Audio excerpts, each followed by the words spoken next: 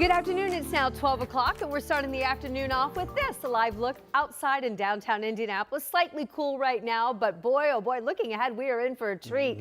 We could see temperatures hitting the 70s, and you know, there's nothing better than 70s and sunny. Thanks for joining us. I'm Anne-Marie Tiernan along with our meteorologist Sean Ash, and the warm-up finally is here, Sean, and I'm game day, loving your game day attire. Game day, you say? Yeah, you are ready. We are ready. Big game tonight, and weather's good. I don't know if you're hungry, but we're going to serve up a sun sandwich today. Okay, here. How about that? I'll order that. You like that? You like that wordplay? Yeah. Let me show you. We've got clouds to the south. We've got clouds to the northeast, and right in the middle, a bright sky here across central Indiana. You can see the big storms over the central and southern plains. And this low here, this has been sitting around here for the better part of the last 4 days. Good riddance. It is finally moving out as expected here. We're on the backside. We're on the western side of this. There's still going to be some leftover cloud cover, still going to be some lingering showers, as we told you yesterday, coming down the pike there, primarily impacting Fort Wayne. Some of this may sneak into Jay County. I wouldn't rule out a few sprinkles in Richmond, but a large part of our area is much, much better than we were 24 hours ago. Certainly much brighter. Temperatures mostly in the 60s, but you can see the cloud cover impacting Richmond at 54. Temperatures 5 to 10 degrees warmer than this time yesterday. We have a mixed sky here in Indianapolis where we're at 63. Dew point in the lower 50s, a west wind at 10 to 20. Should be a really pleasant after school day for the kids, and should let you know that our Indians are back in town.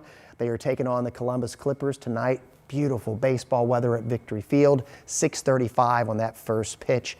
And a lot of the games are going to be in great shape. We'll talk about our next storm chance and, of course, Mother's Day weekend in the 7-day forecast. This is not the year we were hoping for. It's just one thing after another. Right now, we're hearing from the granddaughter of the man shot and killed by deputies outside the Hendricks County Courthouse. And we've talked with this mother before. The first time it was back in February. That's after her 2 children were killed in a crash during a police chase in Plainfield. That family now confronted with another heartache. Logan Gay just spoke with her hours after the incident. Jack Bonner says she and her family have been taking things day by day since they laid her daughter, 2-month-old Iris, and her son, 3-year-old Aries, to rest in March at Forest Lawn Cemetery in Greenwood.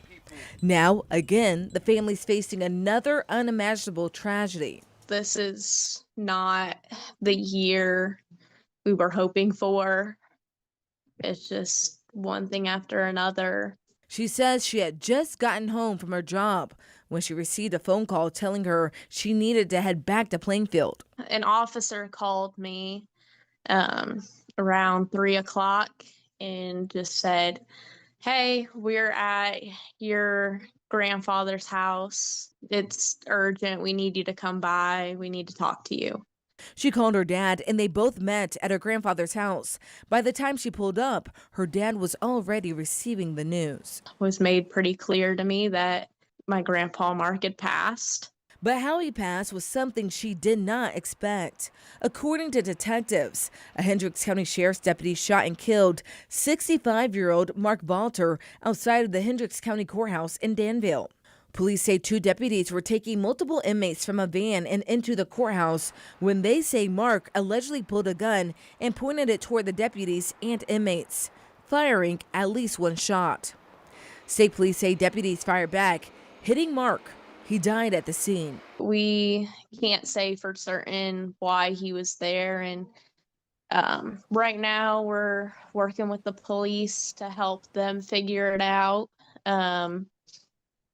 So far, nobody had heard anything from him that would have led us to raise any flags. While detectives investigate the motive, we do know court records show the suspect charged in that crash that killed Jack's children, Sadani Pettis, was scheduled to be at the Hendricks County Courthouse on Monday.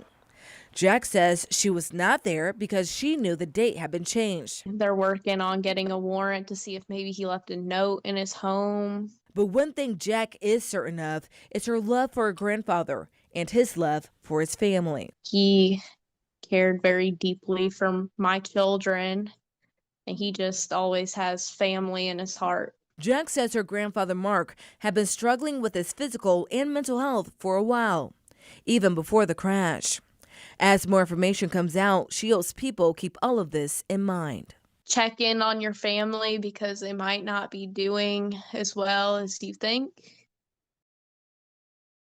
No officers or bystanders were hurt in this shooting. The deputies involved have now been identified today as Deputy Zachary Emmett and Deputy Nathan Phillips. We're told they'll be placed on administrative leave, as is standard protocol for the sheriff's office. This afternoon, Metro Police are investigating a shooting at an apartment complex on the northwest side.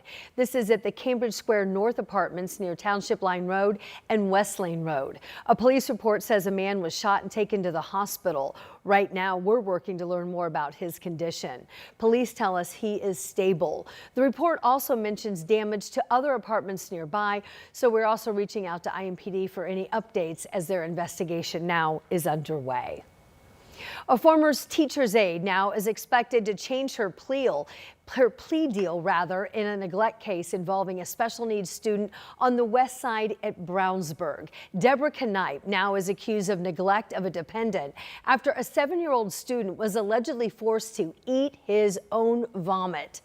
In a victim impact statement to the court, the boy's mom said, quote, Knipe not only failed to stop a monstrous act, but she participated in it.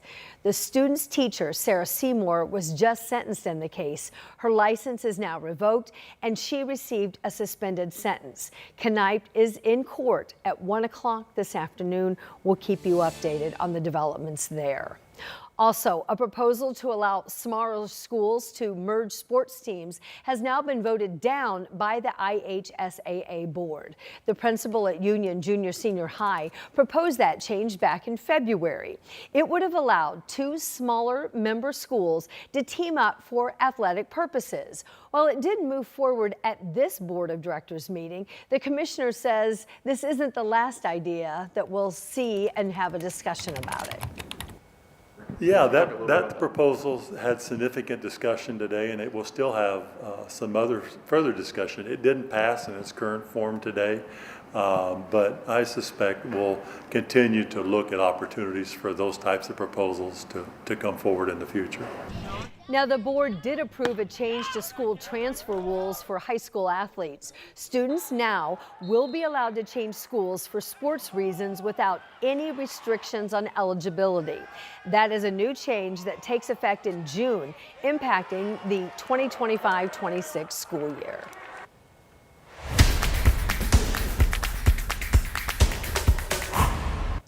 The Indiana Fever now is waiving 2 players as the regular season draws all so close. The team is now parting ways with Jillian Aline and Bree Hall. The Fever say that they signed Aline to a training camp contract back in March. She did play 10 minutes in the win over the Brazilian national team in Iowa on the road on Sunday. The Fever selected Hall with the 20th pick in last month's WNBA draft. She played 16 minutes in Sunday's game after finishing her career at the University of South Carolina. We're going to hear more from the Fever this afternoon and have much more on 13 News starting at 4 o'clock.